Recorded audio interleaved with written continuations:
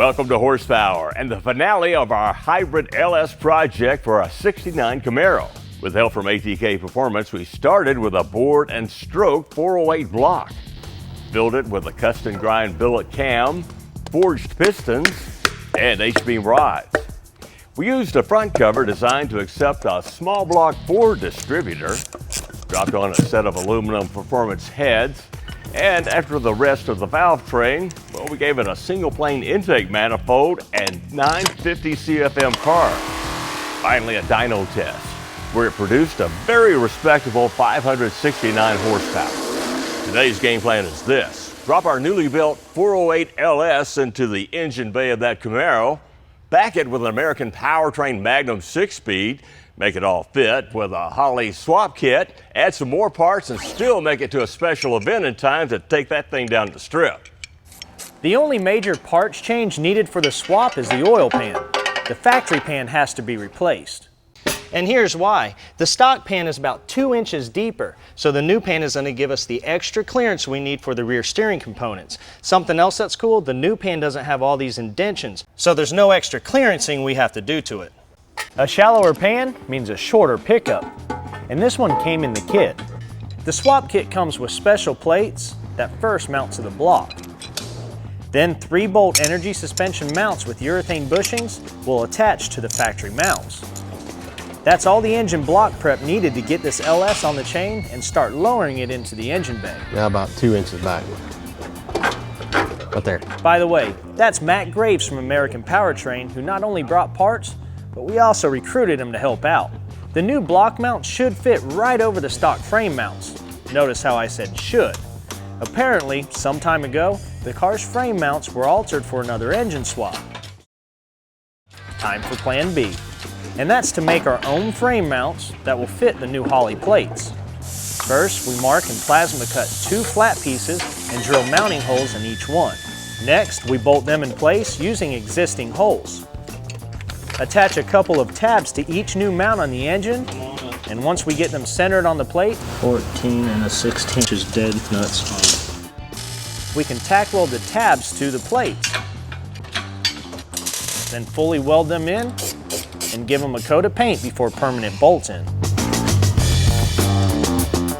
In addition to the Tremec, Matt's company furnished a trick cross member, hydraulic conversion kit, clutch kit, shifter, pedals, everything we need to convert the Camaro from automatic to manual 6-speed. The fuel economy being so important now for people with gas at $3 and $4 a gallon, it's very important to have an overdrive. And not only that, but the performance of a modern transmission is so much better than the old automatic or a 4-speed. American Powertrain also provided this steel flywheel we're securing to the engine with ARP bolts, torqued to 75 foot-pounds. Next, a dab of grease on the bearing before installing the clutch, disc, and plate together using an installation tool. The bell housing bolts up next, and after that, time to make some measurements. You see, we need to know the distance between the bell housing face and the clutch fingers and record that number. Now measure between the face of the HRB and the trans face where it touches the bell housing. The 2 measurements are used with a formula to determine how many shims to use between the bearing and the clutch fingers. Well, now the HRB goes back on the input shaft and stud permanently this time. Before bolting up the trans, this existing cross member has got to go. Now we can raise the tranny, maneuver it into place. Bump it real hard, give it all you got. All right. And bolt it up. Before anything else, we need to measure for the drive shaft and get our order in. Then the new cross member, which is designed for first-gen Camaro 6-speed conversions. Now with the car back down on the ground, we can get rid of the center console and make way to get the shifter out of here. Now once that's out of the way, we're going to go ahead and cut a hole in the floor for the 6-speed shifter to poke through.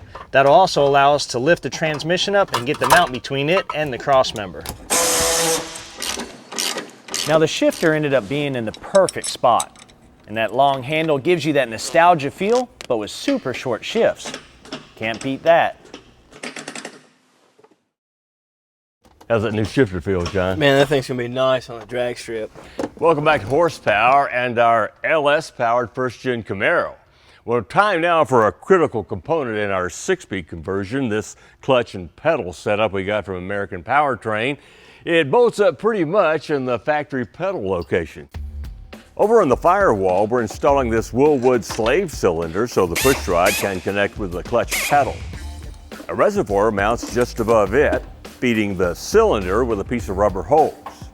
A braided hose attached to the bottom and connects to the transmission. With that, we can move on to installing our long tube headers, which go on with plenty of clearance on each side of the engine. Next up is our front drive. Now this stuff came from Jones Racing Products, and it's got to be some of the nicest stuff we've seen come through here in a while.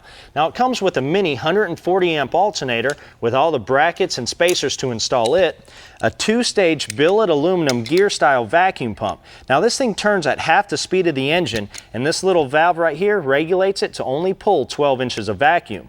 Now it comes with all the bungs to weld into the valve covers, fittings, and lines to plumb it. Now to catch the excess oil the vacuum pump pulls, this fabricated aluminum catch tank. And to cool our 408, we've got this Trick LS style water pump. Now it has a bolt-on radius cog style pulley, and they even put our horsepower logo in the front of it. Now to space it for that wide timing cover and distributor, we're going to use these billet spacers, and to turn all of our accessories off of the front of the crank, a 2-belt mandrel. We install the gaskets, spacers, and water pump first.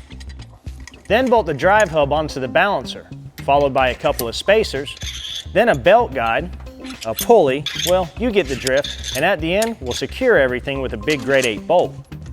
Next, the vacuum pump can go on with the supplied bracket, followed by the alternator.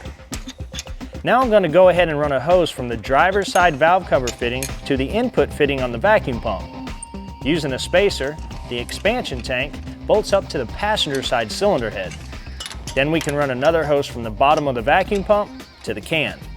The final hose in the loop goes from the second stage of the vacuum pump to the rear fitting on the passenger side valve cover. Here's how the vacuum pump works. You have 2-12 hoses coming out of the top that go to the valve covers. Those hoses are always pulling crankcase pressure out of the engine. Out of the bottom of the pump, you have another -12 hose that runs to this catch tank that's vented to the atmosphere. Coming out of the tank, you have another line that runs to our check valve. As the motor reaches a little over 12 inches of vacuum, that valve starts to open and sucks fresh air into the engine to keep it regulated. The last steps, install belts for the vacuum pump, water pump, and the alternator. Now the original gas tank's been out of this Camaro for quite some time. We're going to give it a new one from Rick's Hot Rod Shop. Now it's a stainless piece that's been all TIG welded together. All our bungs are installed. All we have to do is add some fittings and lines and get it in the car. Okay, ready, Joe? It's about maxed out. You ready? Feeling strong? Yep. Okay. Installing the tank in the stock location's easy, but definitely a 2-man job. That's what I call using your head, John. For fuel delivery, the tank has fittings for a vent, return line, and of course this is the feed line. From it, we plumbed Earl's line to this 100 micron Holley pre-filter, the fuel pump, and another 10 micron aft filter. For exhaust, we're installing the same Flowmaster system we used when we dynoed the engine. Then, to crank up the Camaro's LS, a starter from TCI. And finally, the custom-made drive shaft we had built by Hudlow Axle. With that, our work under the car is a done deal. Well, guess what? We're just moments away from finishing and firing up this LS-powered first-gen Camaro. The last link in our fuel delivery system is this bypass-style fuel pressure regulator made for carbureted engines with a return line. This line goes to feed our 950 CFM Holley carb that we use during the dyno runs.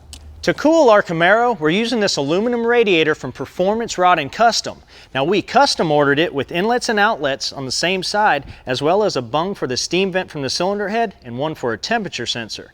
Now twin 14-inch spall fans pull air across the face, and this big shroud here allows even cooling all the way across. Now this radiator is fully 100% aluminum constructed with no epoxies. It's also been pressure tested before it leaves their building. The coolest thing I like about it, it's a direct drop-in for the 69. Over and down a little bit. Then, after installing it and plumbing it, we can install an Optima red top battery on a plate just behind an existing disconnect switch.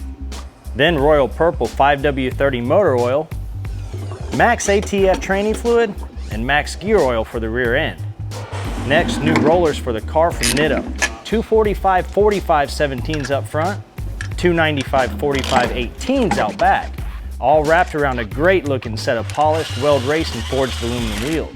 Since antifreeze is a taboo at most tracks, we're filling the cooling system with deionized water, which will also help prevent corrosion. Let's see what she's got. All right. Nice. Besides the engine mounts, this transplant was the smoothest we've had in a long time. 180. They're on! What a great addition to a classy car. Well, forget about dyno testing this time. We've taken the Camaro up the road to the LS Fest at Beach Bend Raceway. Yeah, we want to see what this car can do on the quarter-mile strip.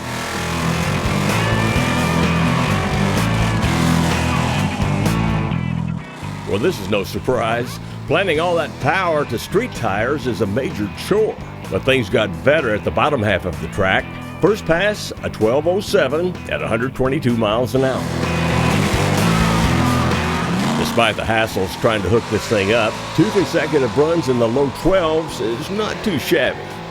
We're in a bracket race this day. 1202. Oh yeah, with a 6-speed. Yeah, you could. Pretty consistent. Mile an hour is within what? 1 mile an hour. We picked up a mile an hour, but we picked it up for right there. You know, it dropped 5 numbers there. That thing's rolling. It is. Then on the third and final run, our overpowered Camaro broke into the 11s. Nice. Let's get there. Good deal. I love it. We built this car in 4 days at the shop. A pretty good thrash. We brought it to the LS Fest without even a shakedown, ran it out the back door of the quarter mile at 123 miles an hour. Not bad for a payoff. You're watching Horsepower. For a DVD copy of this episode, just go to PowerBlockTV.com and order your copy for just $5.95 plus shipping and handling. Start your own Horsepower collection, delivered right to your door from the Power Block. Hey, welcome back to Horsepower. When a delivery truck pulls up to the Power Block Tech Center, it often means we're getting some new high-performance parts for a project. This time, though, it's a big package for a big necessity. You can't work on automotive projects without tools, and tools need a proper home. It all started with a visit to Matco's website, where you can design your own toolbox to meet your price, storage, and color considerations. Yeah, that's it, black with red trim. To see what happens next, we made a trip to a Matco plant up in Jamestown, New York. And of course, this is where we get to see our custom toolbox being made from start to finish. Let's go in and see how it works. The construction process begins with 4,000-pound steel rows in 3 different gauges. The steel comes with an automotive finish for a better gloss, and this machine's called a coil shear. It's used to cut the different widths for drawer bodies. In a way, though, the process started with our order. All of our boxes are built custom. We don't stock boxes. When you call for a box, we're building your box. Dave Barber's worked here for 16 years. He's one of the plant's floor leaders. We're real proud of what we do. There's a lot of craftsmanship out there. In a way, a Matco toolbox comes together in 2 separate assembly processes. One for the double-walled reinforced cases, another for the fully integrated drawers and slides. Here, steel sheets are punched for bends in the drawers. In this cell, they handle a series of bends, and each piece starts looking like a drawer. Next, they send them through 3 separate spot welding stations. Kathy here is operating an Amanda turret punch press. It's a CNC-controlled high-speed system for the larger structural sections. On the other side of the room, in the case cell, fabrication is underway on 3 tables. We're proud to say that we have the best built box. It starts all the way with how we design the boxes. So we have a unibody construction on the box. It's double wall construction. So you get that extra rigid characteristic of the case itself. All surfaces get a thorough sanding to ensure a good paint finish. Meanwhile, the main drawer has its own special cell. Now this is where the back support is added so the drawer won't need a divider. We listened to the customers and we realized that we had to make the drawers a little bit more stable. So what we did is remove the divider that went the length of the drawer and added 2 more braces to the bottom. And it actually strengthened up the drawer quite a bit. Then all the components take a ride that includes 15 stages, coating, sealing, and powder coating to make sure the end product has the best possible finish. By the way, Matco has a unique approach to quality control. You see, every employee is part of it. So every operator on the line is responsible for checking the work of the station before them. Finally, it all comes together in the assembly cell, including the rugged composite casters, the UL certified locking system, and so forth. After one more thorough inspection, the box is ready for the trip to its final destination. A place where the box begins a long life of indispensable use. If you don't have those tools, then you don't have your livelihood. So what we bring to the table is a really secured, high quality, durable product for our technicians to use to store their livelihood. That's one slick box. Yes, it is. When you tear an engine down to clean all the grease and sludge off the internal parts, exposure to air can set you up for immediate rust. It's a myth motor oil will prevent rust. A coat of oil can actually trap moisture to newly cleaned parts, resulting in surface rust. The best way to keep rust from forming on clean iron and steel parts is to apply a liberal coat of WD-40 multi-use product. By the way, WD actually stands for water displacement, which means it eliminates moisture instead of just covering it up. And be sure to coat internal surfaces, like oil galleys in the block and oil feed holes in the crank. Mechanics use it for penetrating rusted hardware and lubricating parts, but when it comes to preventing rust on freshly machined surfaces, there is no substitute.